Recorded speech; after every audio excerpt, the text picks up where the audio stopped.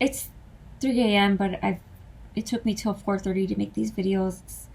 I don't really go to sleep very well.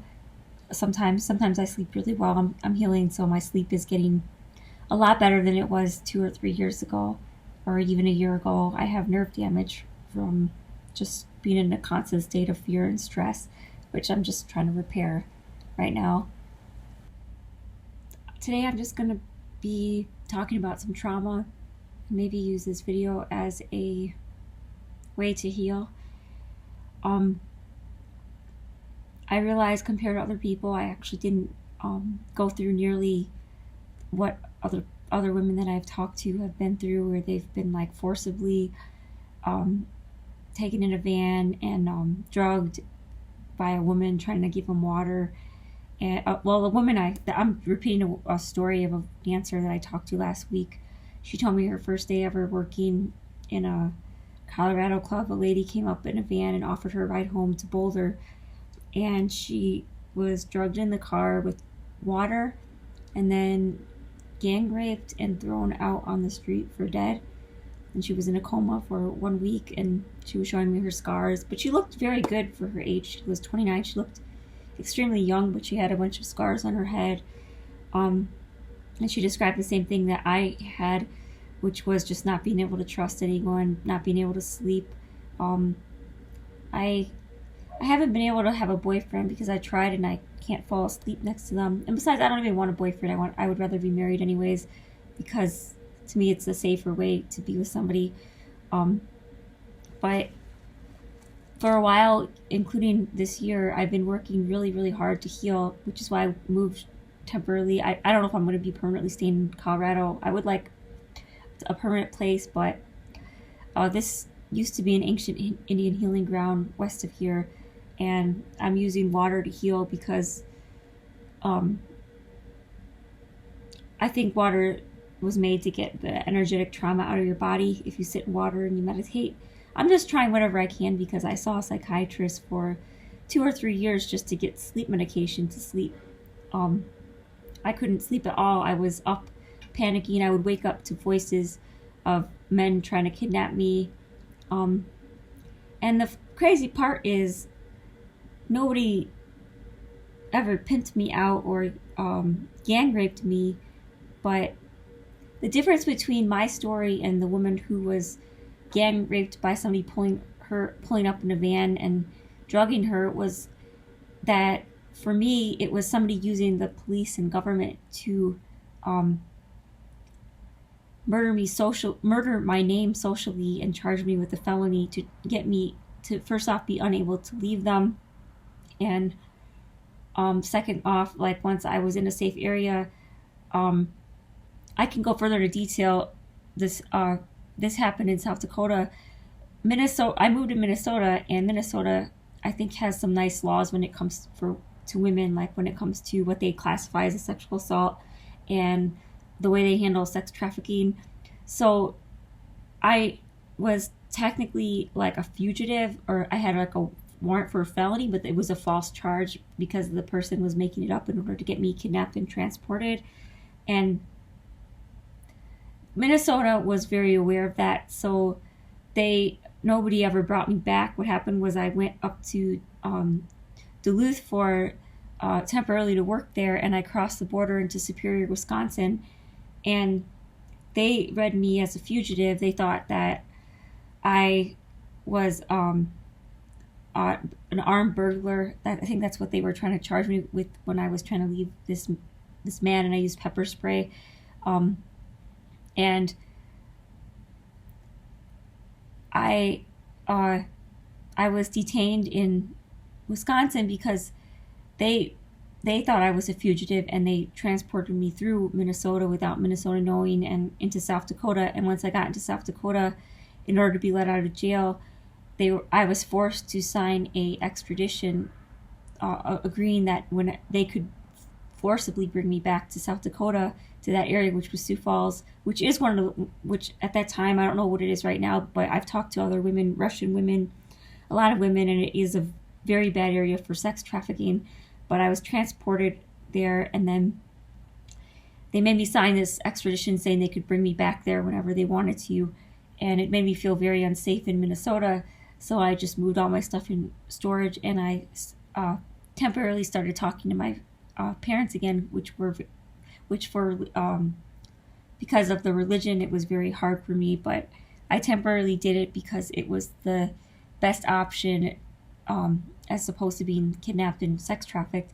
And I had a lot of advocates working for me, and this poor woman that I talked to at work the other day, that told me her story about the van and being thrown out on the street. She was raised in foster care and all that stuff. What she went through was worse than me, but she thinks what I went through was worse than her. But I can explain that on one level it might have been because my situation, it wasn't like a criminal coming in a van and doing this. This was somebody using our government and police to get me transported forcibly into an area that I didn't have any support in. I didn't have any family. I didn't know anybody but that person, and they had been trying to get me to live there 3 years previous. And it was the gaslighting, like when I mentioned the sex trafficking, it was like they were trying to jail me for a year when I said the word in court because it was on the transcripts. It was the knowledge of the police helping pimps and sex traffickers that really messed with my mind. And it was also the hurt of somebody that I trusted that didn't care about hurting me that badly and doing something like that. And it wasn't the actual physical act of being kidnapped, pimped out, or raped that really hurt me. It was the attempt by somebody I trusted and not having any faith in the police or government anymore after that.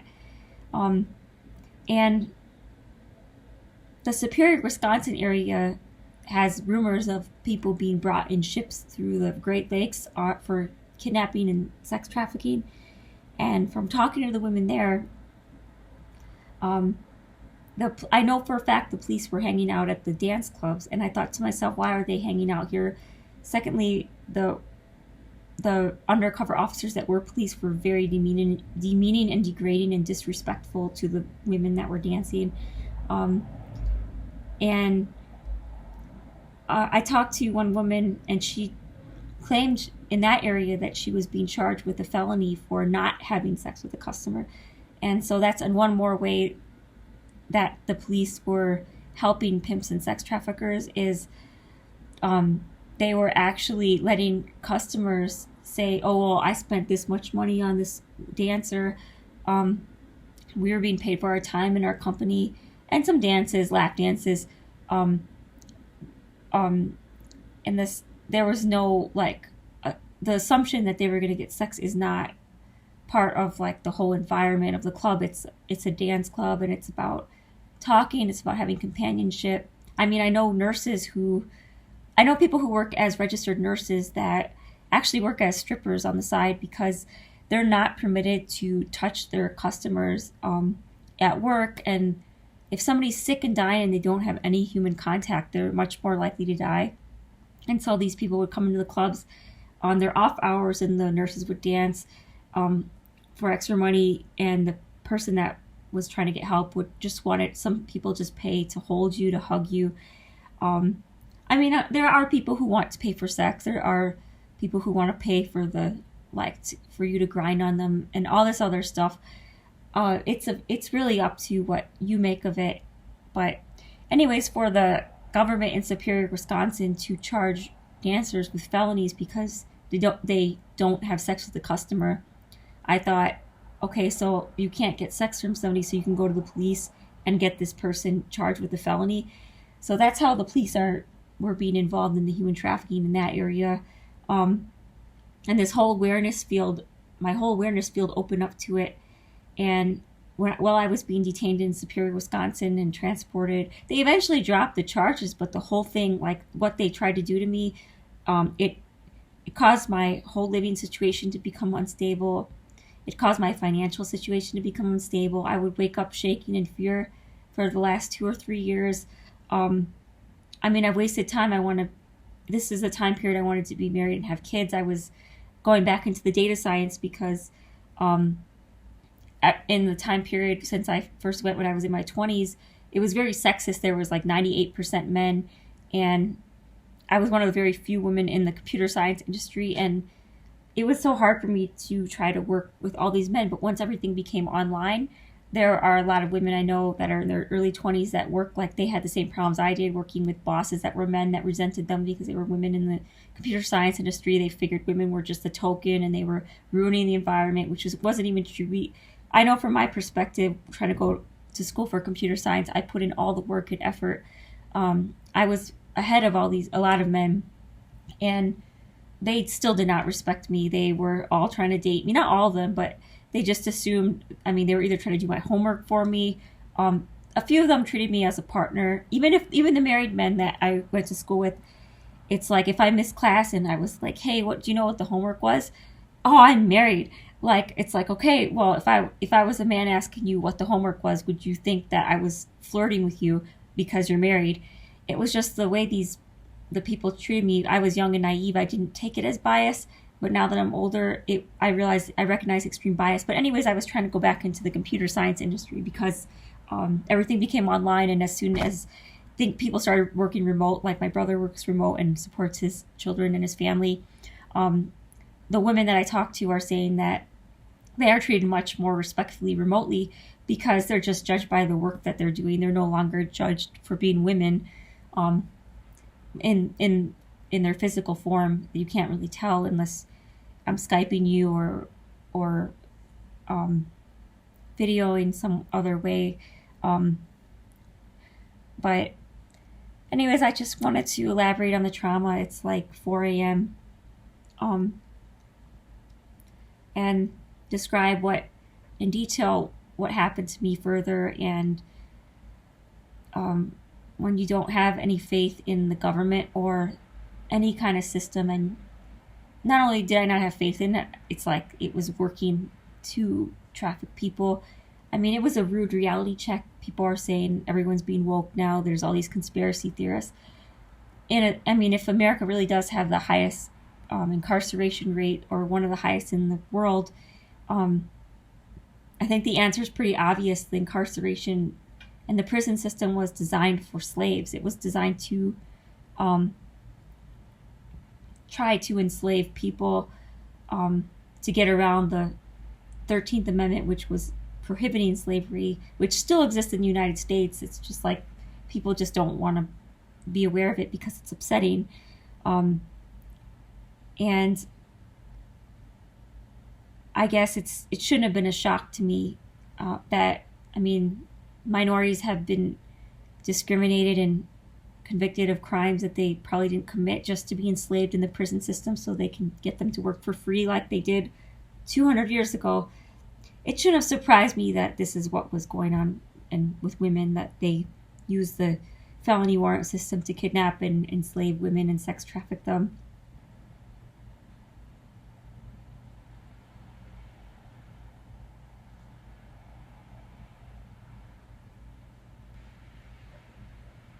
None of this this whole experience woke me up to a very horrible reality. And it's almost like the Matrix, where I wish I could unprogram my mind, or like that guy that just says, put me back in the Matrix and make me rich and famous. A part of me would really love that. But if I had that choice, I wouldn't go back, because I would rather deal with the truth, even if it's an ugly truth. But it has been overwhelming and hard for me to handle it, which is why, it's easier that I think that's why the woman who went through that horrible experience told me, no, your experience was worse. I thought her experience was worse physically, but I think from a mental perspective, we're both dealing with the same stuff. We both can't sleep. We both can't date. PTSD, trauma, sleep, medication to sleep. I'm off medication to sleep, but weed is legal in Colorado, and the CBN has really helped me. It's a miracle worker, and I don't need to do it every day. It's not addicting like Ambien. So I'm glad I have alternative options in Colorado. There's probably a lot of other states that are more open-minded. I had something important to say, but I forgot.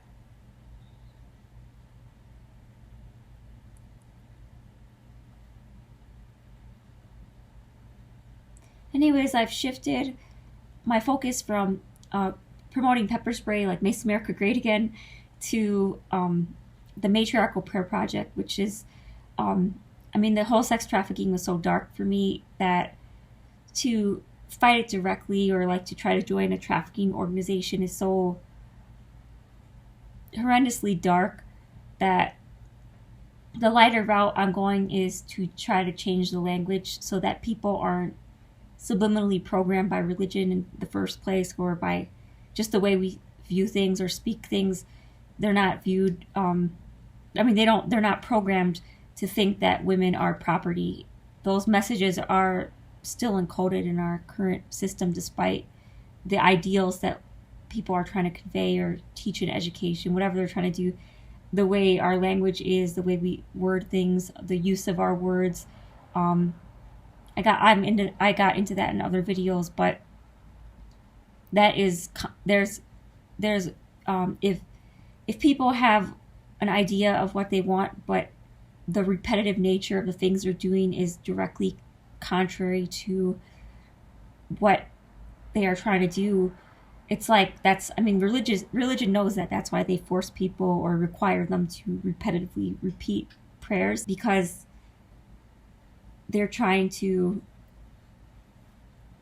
get people to basically hammer an idea in their head, which isn't their own idea, it's somebody else's idea, and accept it as a reality. So changing the language, I know there's been a lot of female politicians that have been trying to do that, and I do support changing the language because I used to be a music teacher, I used to be a musician, and I recognize the I mean, I know they ban subliminal messages technically, like in movies, but it's still encoded in music, and it's encoded in art. I mean, it's encoded. Another thing I forgot to mention when I made my nonstop video recording was in Superior, Wisconsin, when I was detained, when I was trying to say that they were using the police and government to sex trafficking, when I mentioned sex trafficking even to a public defender calling from this prison, holding prison, they tried to pretend that I was incriminating myself and saying I was a sex trafficker, instead of acknowledging that I was a victim of human trafficking, that I was being forcibly brought somewhere by somebody else, for something that was obviously made up, that I proved was made up, and it being maliciously prosecuted for trying to speak out and mention sex trafficking in the courts. Like, they were literally trying to silence me by just jailing me. And I mean, people say they do this in other countries. They do this in America. And like, I wake up, like, I mean, I have friends that are older than me. A lot of my friends are older, and they are in a bubble. They watch the news. They watch how bad it is right now in Ukraine. I'm like, hello, wake up. There's a lot of stuff that's going on right here in America that the media doesn't cover. And I was too scared to make these videos because I thought somebody's going to murder me. Somebody's going to come after me and try to jail me, or somebody's going to completely try to destroy me, like just say that I'm like making stuff up, or I don't know. I just figured people don't have a voice in America. Free speech is not like, if you say stuff that goes directly against what people would like to believe, people in power will try to shut you down and shut you up so that you can't get your voice and say your truth, even if it's what actually happened to you. And I mean, I think in the COVID shutdown, not everybody, but a lot of people woke up to that. They woke up to, if they went against the mainstream narrative, they were going to be accused of being like anti-science, illegitimate, uneducated, stupid, any other word you can think of just for having a different opinion. And it was no different with sex trafficking. I mean, people in government, the police, they have this narcissistic complex that they're heroes, and these prosecutors think that taking down all these criminals, and it's they are trying to get as many people funneled through their system as possible in some places, which is why I moved to Denver, because I mean, Denver doesn't have a low prison population like the Northeast and Minnesota did. I felt actually really safe in Minnesota until I was forced to sign that extradition paper from South Dakota. I felt like, hey, they could just bring me back here whenever they feel like, for whatever reason they want. Like, there was just so much more corruption that went on. But I thought I would mention that when I was trying to talk about mention that, hey, I'm being sex trafficked. This is my ex-boyfriend lying to the police about me to get me transported to this area and prevent me from leaving him unless I'm socially murdered. And the police aren't here to kidnap women and keep them around for sex. That's, that's just a huge misuse of our system. And I think that was kind of partially the reason why the whole defund the police movement came out. It wasn't just for Black people. It was for everybody that was being mistreated and abused by our government. Of course, the media won't cover all the other cases. They'll try to segregate the races and create more conflict among ourselves, because that's, people in power love that. They like to have as people broken down in as many groups as possible so they have more control. But anyways, yeah, I had to mention the fact that they were trying to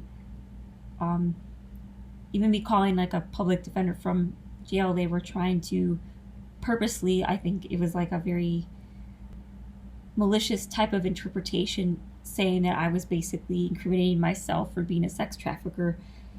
And they never charged me with anything, but the idea of like somebody who's trying to escape a situation and leave a bad situation, who's being forcibly transported by the police with the government helping pimps and sex traffickers out, and because they have power, they are capable of pegging their human trafficking that they're doing onto their victims, the people who are sex trafficked. They could act like the victims that are sex trafficked are the sex traffickers instead of the police and government, because they're the police and government. And there's nothing, I guess I learned in this whole situation, that I'm a little person. There's nothing you could do about it. You can't go against the government. I don't see how this is any different than any other country that America claims to be trying to free and promote democracy, when I'm a multiracial American woman. I'm as multiracial as you can be. My DNA test is like a rainbow spectrum of color. And I don't have a voice. At least I don't think I am, but I'm making these YouTube videos and maybe I will. Another thing that I can't synchronously mention, which is why I'm cutting these videos up, is that I realize when people are going through extreme trauma, there is very little difference between somebody who's completely making up a story and somebody who's trying to process trauma. And I think the police they're not qualified psychiatrists. They can't really analyze somebody. And so the reason they can get away with using the felony warrant system to kidnap and sex traffic women is because when somebody is undergoing an extreme state of trauma, their story is fragmented. I mean, it's not coherent. It doesn't fall in a synchronous timeline. I mean, they're not calculated and cold like the sociopathic sex trafficker. So they're like a human being responding to a very high stress and traumatic situation. And so it's easy for the police to misread like somebody that's a victim of human trafficking for just being a complete like liar or making everything up. And I just think what happened to me was malicious, because I was all out just working with advocates and mentioning human trafficking. I mean, all that happens is I thought, hey, I have a voice. I learned from this whole system that I don't have a voice. I don't matter.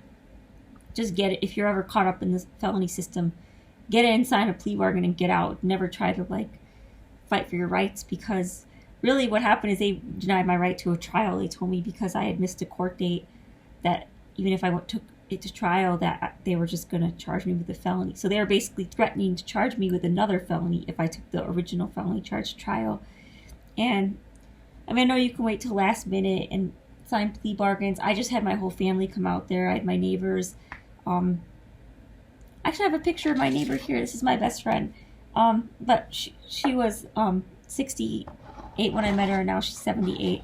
I have a lot of old friends that they're my really good friends. I like older people because I had a very religious parents, and they didn't really teach me anything other than religion. So I learned that my older friends kind of took the place of my parents. But yeah, like they were maliciously accusing me in court of stalking the man that I pepper sprayed when they were forcibly transporting me hundreds of miles from another state back to that area. And their conclusion was that I didn't want to move on with my life. Like, they were literally saying this in court, and I was just paralyzed in fear. I was like, how do you misinterpret this situation from me trying to move out and leave the situation and move to another state and move on with my life, to me being a stalker that is obsessed with this guy and doesn't want to move on with my life. And another thing they did was, this man was asking me to clean up for him because ever since I had met him, he had a trashed apartment. Everything was dirty. He said he needed somebody to help him clean. And eventually, like the last day before I was about to move, the whole apartment was trashed. And I had taken cleaning estimates because I didn't have time to clean. I was trying to move to Minnesota. And I told him, you should pay me $500, because that's what it costs. Like, it costs $500 according to the cleaning estimate with the pictures I sent to the cleaning company. That's what it costs to clean. And I found out later on that that's what pimps do to women that are like maids. They will try to cleaning service ladies. I mean, there are so many businesses that sex traffic that appear legitimate. If you try to write a review, they will tell you, they'll take it down. I mean, if you try to publicize that, hey, I don't think this is right, I think there's something wrong with this, like there's sex trafficking going on within a cleaning service or something. But anyway, and there's a difference between voluntary, obviously, and forced stuff. I mean, I'm all for as much freedom as we can as much freedom as we can have is after what I dealt with about just learning that the government is very abusive with its power, and the laws that they make are usually not even used for the purpose that they were created. They're used for just a completely different purpose, just to give the government more power to do whatever they want to. But yeah, for them, it was a very malicious thing what happened to me, and trying to speak out about human trafficking when I was going through all this just made them want to attack me more and throw me in prison for a year and silence me. And they tricked me into going out there with my dad and told me all I was going to do was sign a plea bargain. And then once I was in court, the prosecutor tried to jail me for a whole year. I just ended up staying with my family afterwards for 3 months. It was just the trauma for me was just losing faith and trust in the entire system and just being completely disheartened about everything. And I'm really working to revive my love back, my heart back, and my love of life, because life really didn't seem like it was worth living for a while.